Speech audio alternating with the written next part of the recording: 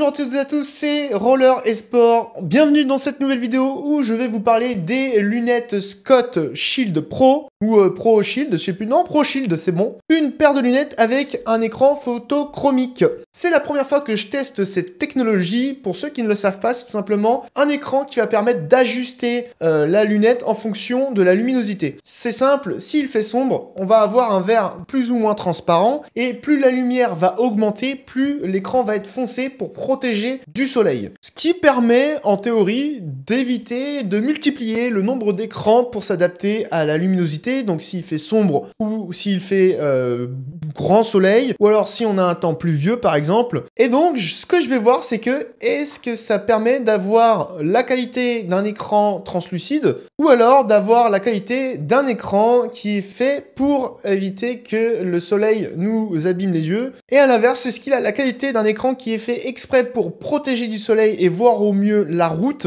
Évidemment, on va voir ce que ça donne au niveau du design, au niveau du confort et au niveau de l'ergonomie pour régler ces lunettes à notre tête tout simplement. Ce qu'il faut savoir, c'est que j'ai déjà eu sur ma tête des lunettes Oakley avec l'écran Prism qui est très reconnu dans le monde du sport et actuellement j'ai des lunettes 100% qui sont pour l'instant mes lunettes préférées. Alors au niveau du design, là comme à chaque fois, je le dirai à chaque fois, ce sont les goûts et les couleurs. Personnellement, je trouve que ça va, je les trouve assez jolies, même si je préfère le design des lunettes 100%. Après, ça reste des lunettes qui sont plutôt sympas. Voilà, je m'étalerai pas là-dessus. Je vous laisserai vous faire un avis de votre côté sur le design de ces lunettes. Ce dont on va parler maintenant, ça va être de l'ergonomie de ces lunettes. Alors, chose qui est sympa, c'est qu'on peut régler l'écart au niveau des tympans ici et donc éviter d'avoir des lunettes qui serrent pas assez ou trop au niveau des tympans, donc au-dessus des oreilles. Ça, c'est quelque chose que je trouve très intéressant parce que sur certaines lunettes, ce n'est pas présent et parfois, ça peut être dérangeant. Notamment lorsqu'on a un casque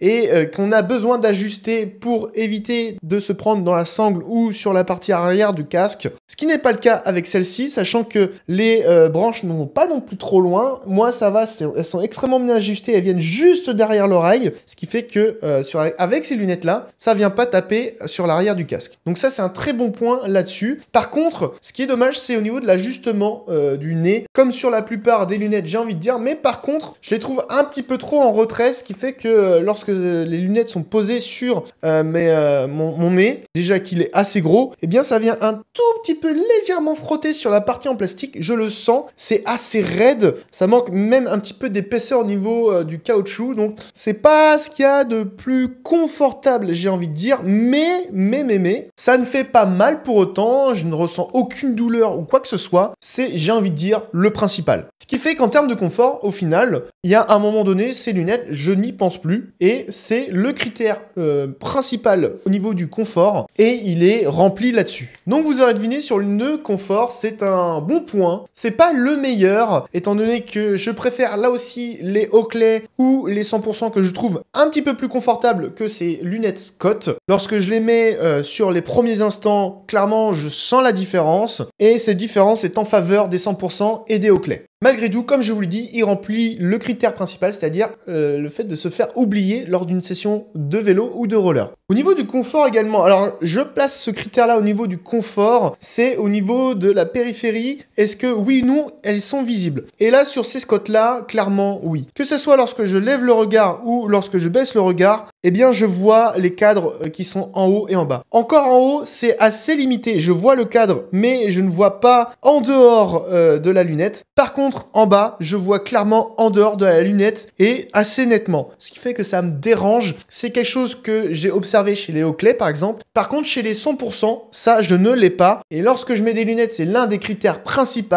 Je ne veux pas tout simplement que mon regard puisse s'échapper en dehors de la lunette, sinon ça me dérange. Là, c'est un petit peu le cas en bas. C'est un petit peu dommage. J'aurais préféré qu'elle descende un petit peu plus bas. Allez, maintenant, je vais parler de cet écran photochromique qui était une première pour moi en termes de test et il y a du bien et du moins bien. Le bien, c'est que effectivement, ça s'ajuste à la luminosité. Donc quand c'est sombre, eh bien les lunettes sont assez claires. Je vois très bien lorsqu'il fait sombre et pour le coup, c'est aussi bien que des écrans qui sont translucides. Donc là, pas de problème là-dessus. Et pareil, l'écran s'assombrit très bien également lorsque le soleil commence à venir et effectivement, lorsque je mets les lunettes et que je les enlève, je sens la différence qu'il y a en termes de luminosité. Mais pour autant, ça ne permet pas d'avoir une aussi bonne vision que si on avait un écran fait exprès pour les journées ensoleillées. Je m'explique. En fait, on voit quand même assez bien le soleil, on voit assez bien que c'est éclairé, et surtout par rapport aux Oakley avec leur écran prisme, qui sont pour moi les meilleurs dans ce domaine, suivi de près par les écrans de chez la marque 100%, eh bien on sent